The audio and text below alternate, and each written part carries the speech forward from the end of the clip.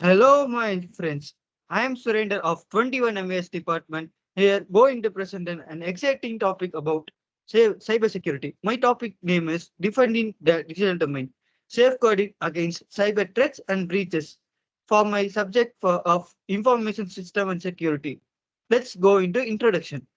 In today's interconnected digital landscape, information and system security have become paramount concerns for individuals, business, and organizations. As technology continues to advance, the importance for safeguarding our sensitive data and systems against cyber threats cannot be overstated. My presentation here serves as a comprehensive exploration of key case studies and recurring threats in the realm of information and system security. By delving into real-world examples, analyzing the lesson learned, we can aim to shed light on the vulnerabilities exploited and impact of security breaches on both victims and organizations. As we navigate the evolving landscape of cyber threats, it's crucial to emphasize the importance of security measures and continuous learning. By the continuous learning, we can stay informed and adapt to emerging threats and protect ourselves and our digital assets from potential harm.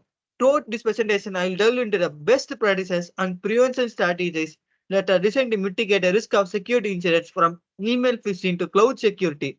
Additionally, I will underscore the significance of awareness and training initiatives in fostering a security conscious culture within the organizations. Now let's move on to the case studies. Capital One. Capital One is one of the major bank in US and first bank in the US to migrate its completely services to the cloud and exited its own data centers to build innovative customer technologies by using Amazon AWS. They used Amazon EC2, RCS, and Lambda because it's much cheaper rather than building their own data centers and deploying and maintaining it across the world. And we can and STS stands for Simple Storage Service and is used to store files. Bucket is highest level of organization. All folder and files must be in a bucket. Capital One uses encryption. So ST also uses encryption. So we can say this is the first quantum attack that has been allegedly this is the first quantum attack. And then the people feared if they have been able to hack the capital infrastructure in the AWS. The US government is also one of the clients of AWS. So the people feared they can get access to the government service and allegedly they can get access to the nuclear codes. And let's see, these are the commands which has been used to these commands here these suspicious commands here have been used to steal about 30 GB of customers' data from Capital at AWS amount only by simply by using a terminal. Any on the internet connection, and then they can open a terminal, and if they ran this code on a terminal, they can simply download 30 GB of customers' data. This is disaster. And then let's learn what is AWS. AWS is a command line interface. Command line interface. Command line interface is in software it's a command line interface. It's used to interact with the software through a command line. The best examples are Unix shells, Git CLI. Git CLI is use of push and pull. We can retrieve the AWS credentials for a particular role or user and load his credentials into CLI. Then we are free to call whatever commands we want to use in this format. So the first command obtain the AWS credentials for this role is SRM role. Curl allows to transfer data over HTTP. In this case, we are requesting data from URL.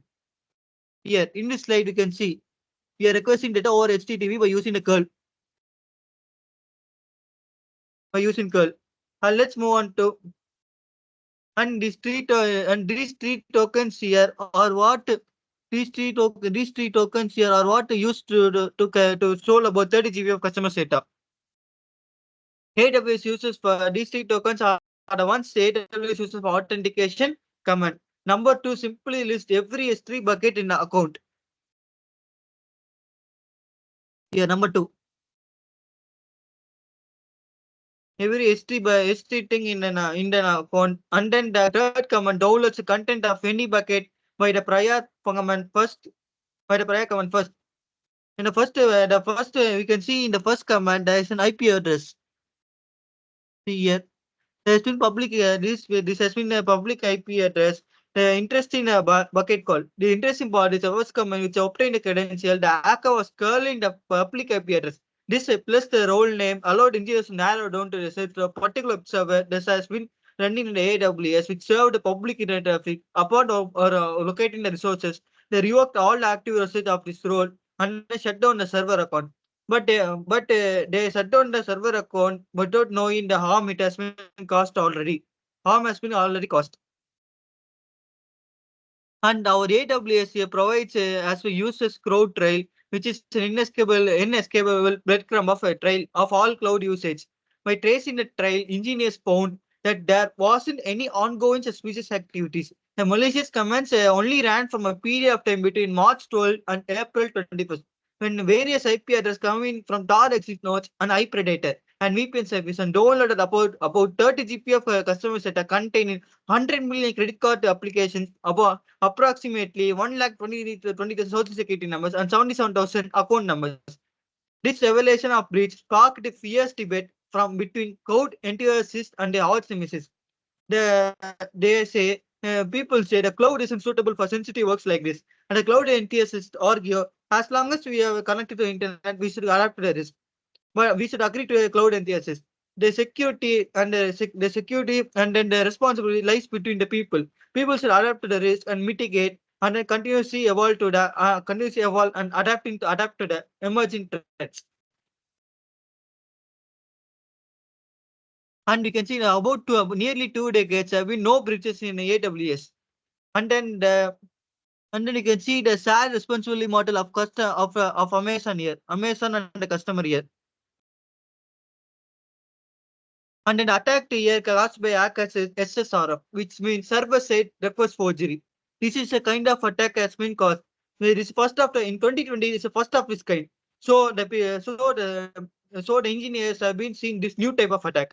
The two key mistakes here.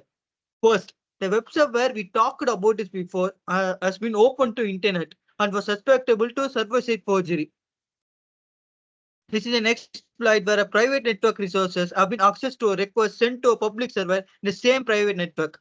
That is, the attacker forges a request that appears to be valid and sent from a server, where in actuality it was provided by the client, but it was a fraud.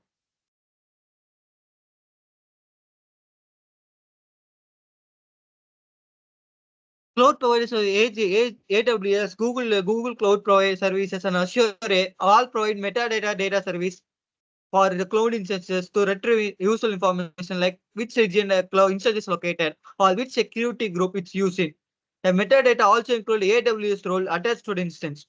EC2 instance, AWS virtual computers can have a role attached to it which determines its permission.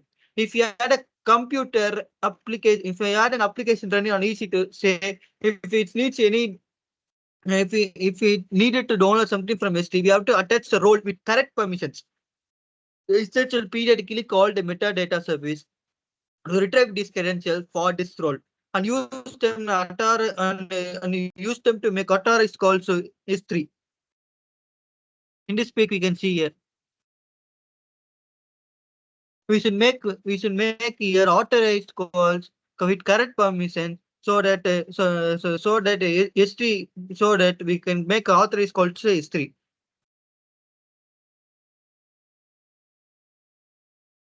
And then now let's move on to Capital One side. The Capital One server ran an open source web application firewall software called Smart Security, which should have acted as a security layer to protect against malicious requests. There's seven type of layers in networking. You can say like data link layer, network layer, security layer, etc. Here the Smart Security, so the Smart Security acted as a security layer from the Capital One side to protect against a malicious requests. The backend or service of the server was intended to talk was not revealed. However, misconfiguration here allowed the attacker to send requests to the instance metadata service and retrieve the instance credentials. Whatever role the smart security has been configured, they did not configure to did not include they had configured to did not include the metadata service address. The smart security here has not been configured properly by the capital and engineers so that the more security has filed its job for of protecting of acting as a firewall and protect against malicious requests.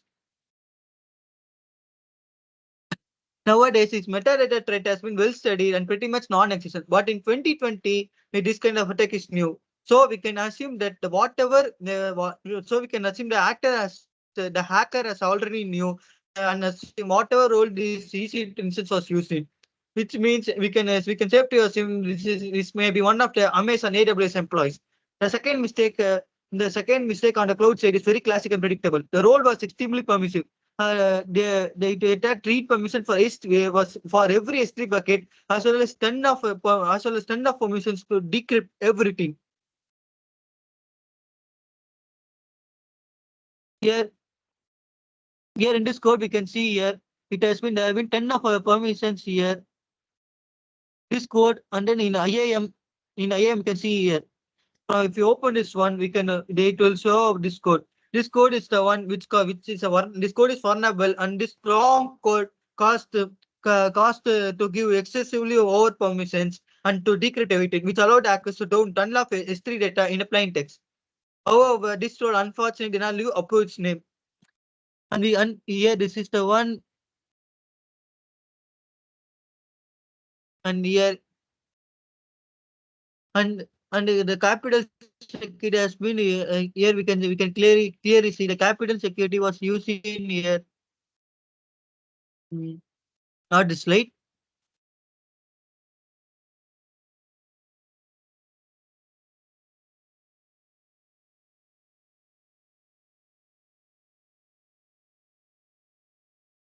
And here this point, the customer, if they want to accuse Amazon, but Amazon terms of conditions here say security and compliance share responsibility between AWS and customers.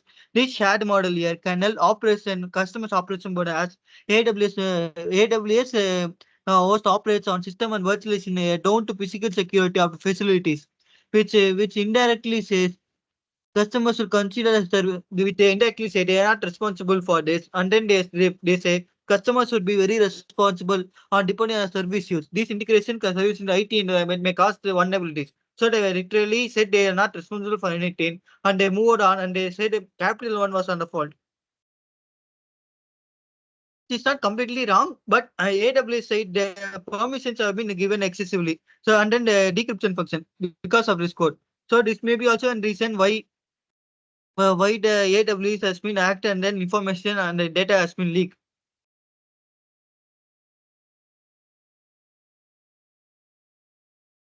And then we can see IMDS. This is IMDS version 1. And then we can see IMDS version 1 metadata service address. And then the IMDS version 1 has been was one implemented from 2009 only with little upgrades. They have been used until 2019. Because all the competitors of AWS like Azure, Google Cloud Services have been moved to much advanced technology and secure technology, but AWS has failed to move from IMDS v1. And then so that this is also one of the reason why the breach has been happened. Now after 4 months of the breach, the Amazon has been upgraded to IMDS v2.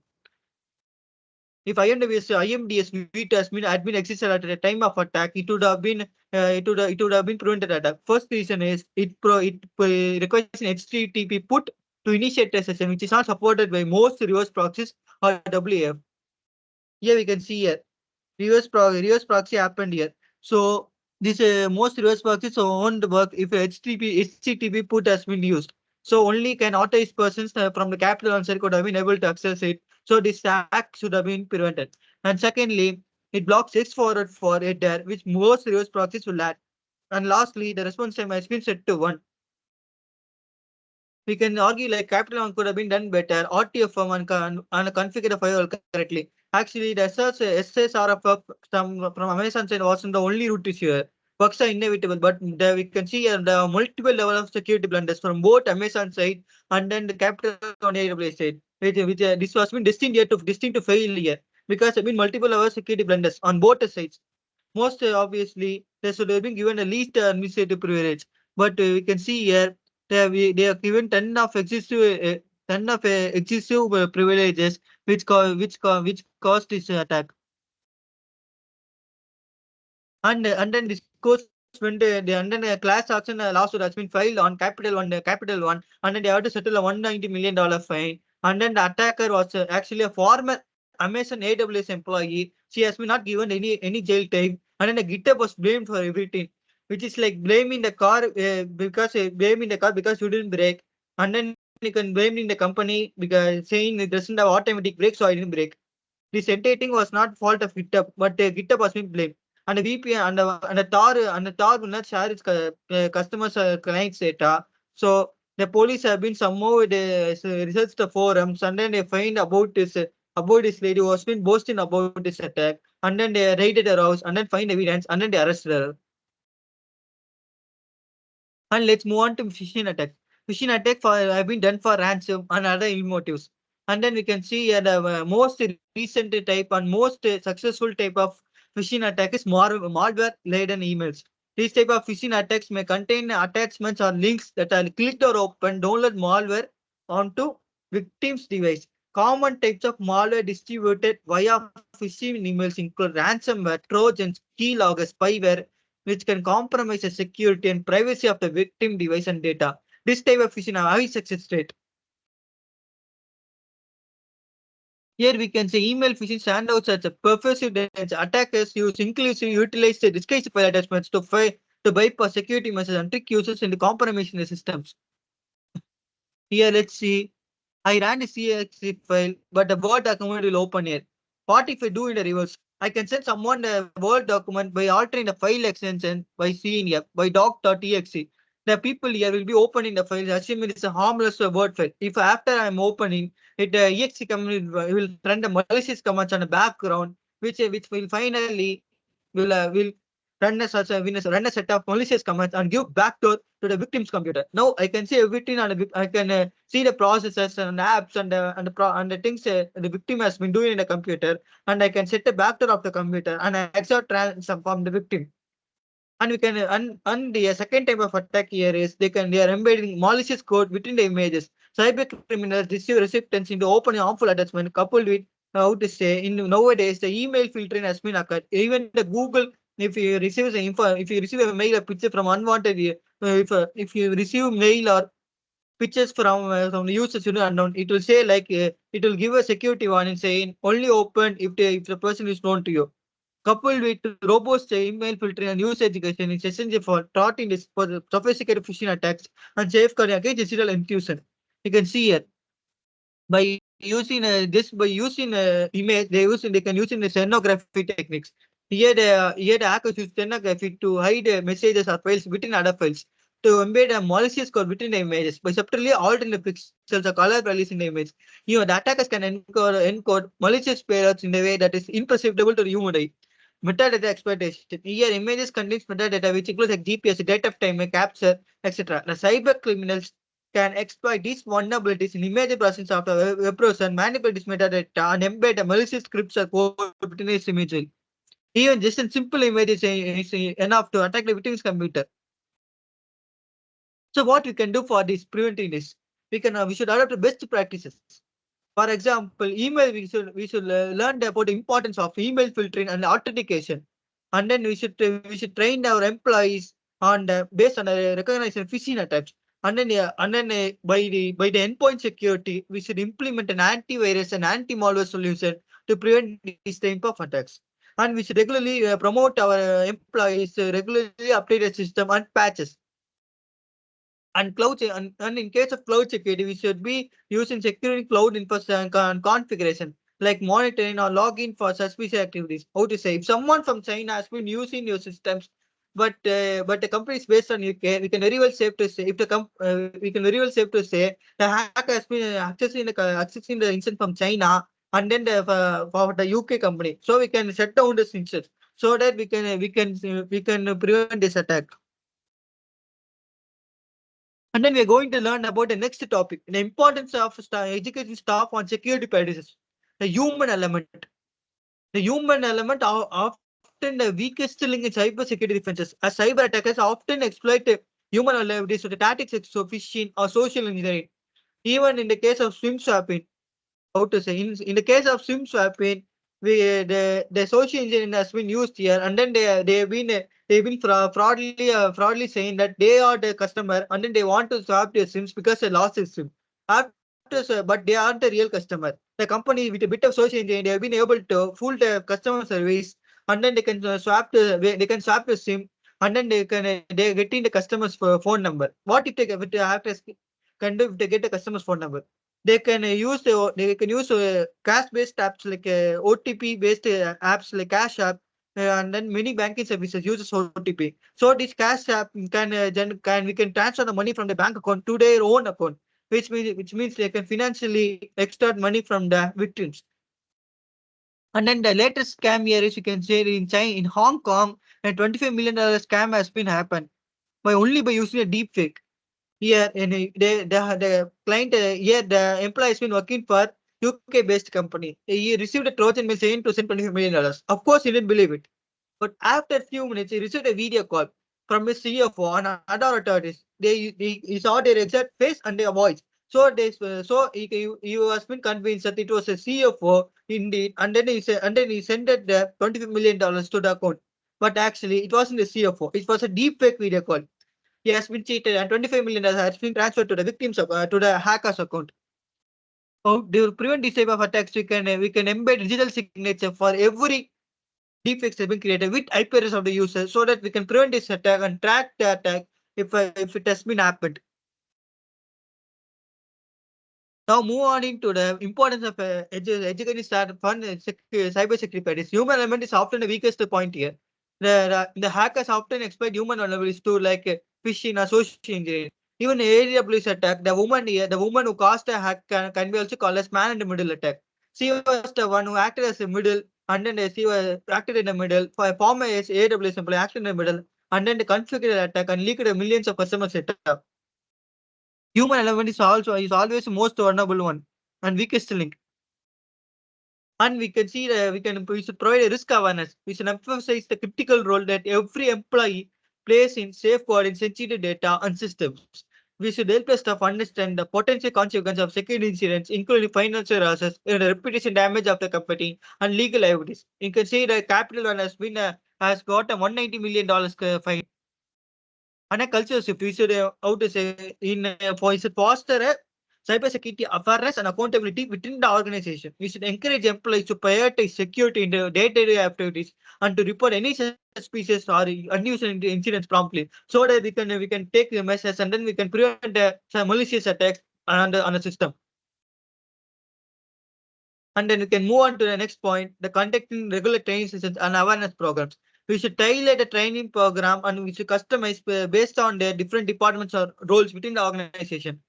The training content should be relevant and engaging and incorporating real world examples and case studies. There can be different department here. How to say the assembly line manufacturing, and then the sales, HR, and then the software engineers. Everyone will have different type of challenges. And then we should tailor the training program on the specific security needs so that the cyber attacks should be prevented by incorporating real world examples and case studies. And we should adopt a multifaceted approach. Multifaceted approach is the most important point here. We should by adapting the password hygiene, email security practices, social engineering awareness, data handling, best practices, and incident response procedures. We can successfully prevent any kind of cybersecurity attack. We should provide employees in the cybersecurity training and covering a range of topics like password hygiene, email security, 2FA, two-factor authentication, data handling, etc. But and then we should also provide training on incident response procedures, what to do after an attack like that. And we should provide interactive learning methods to our employees, such as workshops, simulations, and training modules on to make cybersecurity training more engaged and more memorable for employees. And then we should give an hands-on practice on reinforcement of key concepts, so that if any type of attack is detected, the employee can act fastly and subtly, and then it can prevent an attack. And we should promote employees to regularly update the system and patches so that we can adapt it to the latest kind of threats. And we should schedule regular updates and to ensure employees remain informed and equipped to the address of evolving cybersecurity challenges. Executive leadership involvement. we should encourage the senior management, the participant training session, demonstrate the organization's commitment to cybersecurity, and we should establish a metrics and key performance indicators KPIs to measure the effectiveness of cybersecurity training program, monitor employee participation rates, knowledge retention, and incident response metrics to assess the training initiatives to identify the areas of improvement.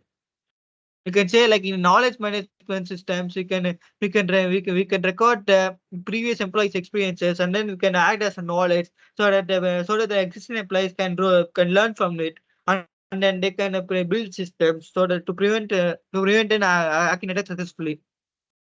Now let's move on to the important and major topic, prevention of specific threats. We can see first one here is email phishing protection. We should implement advanced email filtering solutions that are capable for detecting and blocking phishing attempts, which are including those ones that has been disguised as file attachments. By utilizing protocols such as SPF, DKIM, DMARC to verify the authenticity of incoming mails. Endpoint protection against keystroke virus. Nowadays, the hackers using like magic learn virus for learning the keystroke of every single keystroke of the victims. We should deploy endpoint solution with advanced threat detection capabilities, including heuristic analysis and behavior-based detection to identify and block keystroke login malware. Additionally, you can enforce strict access control and privilege escalation policies to minimize the risk of malware infection. And we should adapt to the secure file handling practices, educating employees and emphasis in the verifying file extension, and avoid opening suspicious file commands, especially like text.exe, etc. We should implement the files integrating the monitoring solutions to direct unauthorized modification or access to critical files by the employees. And then we should conduct regular security assessments like audits of AWS infrastructure. And then we should and ensure compliance with security best practices. We can also utilize AWS services like AWS Config and AWS Trusted Advisor to automate security checks and remediation. And we should continuously we should continuous we should continue threat intelligence sharing. Continuous threat intelligence sharing means we should establish parties with intelligence TPS, government agencies, and cybersecurity organizations to share threats and best practices in combating emerging threats, those including those related to email phishing, malware, and social engineering attacks. How to say, if I'm AWS, I face the attack now. No, I should inform to Azure and then GCP, etc. And we should also include to American government, say in this type of attack has been happened. And then we can collaborate with antivirus and malware prevention company like McAfee. And then we can also say we can also say that this kind of attack has been happened so that in our case study we can see here the attack causes server side for request forgery. This is a new type of attack at that time, so that everyone could learn from this attack by sharing the threat intelligence and best practices. We can all together to combat the emerging threats, include those one related to phishing, email phishing, malware, SSR, or any type of attack. We should be we should be collaborating with the industry peers and collaborating with the government so that we can adapt to the emerging threats. And then we should also employ in case of backdoor detection mitigation, we should adapt to ITPS systems to regularly monitor traffic and signs of backdoor activity. Any signs of unwanted unsuspicious activities of backdoor exploitation has been found. We can quickly remove that so that we can prevent any type of major attacks. And in case of threats, we can use like identify and access management by using AWS IAM to manage user access and privileges. We can give a privilege. We can give privileges to the release the privilege to the grant users only permission they need to perform this stuff. How to say? If I'm a software engineer, they can provide me least. They provide me access to only to certain parts of the cloud. They can provide access to all parts of the cloud so that the software engineers cannot how to say steal a database or do any or to steal a code base or share the code base. How to say I am a black box tester. I can only access to certain parts of the code. I can't access all parts of the code. If I'm using AWS as a black box tester, I can't just go to every part of the code and read every line of code base. which can mean disaster for the company because you can stole the code base. So I can give some I can give least privilege grant to least privilege to to those kind of users and provide access to certain part of areas and provide permissions only to perform only then provide permissions to the task they need to perform. And we could also enforce a multi-factor authentication for privileged accounts and API addresses. And we should implement network security like using Amazon Web Services, Virtual Cloud, Virtual Private Cloud, VPC, and then ACL to restrict an inbound and outbound traffic. We could also use the AWS firewall like WAF to provide web applications from common security such as SQL injection and cross-site scripting attacks. We can also use AWS to prevent DDoS attack. You can for data encryption, you can use AWS key management services or cloud HSM. And then we can enable encryption by using SSL TLS certificate by using ACM, AWS Certificate Manager. And we can use AWS CloudTrail log API activity to track resource configuration stages. And you can also set alarm on active and suspicious activity and resource utilization. And if the incident has been obtained, we can implement automated incident response by using AWS Lambda and step functions. We can integrate AWS security up to aggregate and private security users from multiple AWS services. In case of data backup and security data disaster recovery, you can use like write functions like write 0, write 1. We can parallelly store and backup data so that even if the data has been ransomed by the users, you can use another write and then another cloud services, and then you can prevent the hacking. We can how to say if I'm using RAID how to say like there have been for 6 type of RAIDs, RAID 0, 1, 5, 2, 1, 2, 3, and then 6, and then 10. 10 is a combination of RAID 1 and 0. Why we can implement backup systems so that even if data has been stolen and kept ransom by hackers, you can access to alternative data and we can retrieve your data so that we shouldn't have to pay the ransom to the hackers and to retrieve the data. We should also develop and test the disaster recovery plans to ensure business continuity and to prevent data loss disruption. Okay, finally we are coming to the conclusion. Okay, let's see the recap of the key points we are discussing throughout this presentation. I can see we have examined various case studies, including Capital One, AWS breach, email phishing, to discuss the file attachment by like how to say like a Chinese deep fakes, SIM swapping incidents.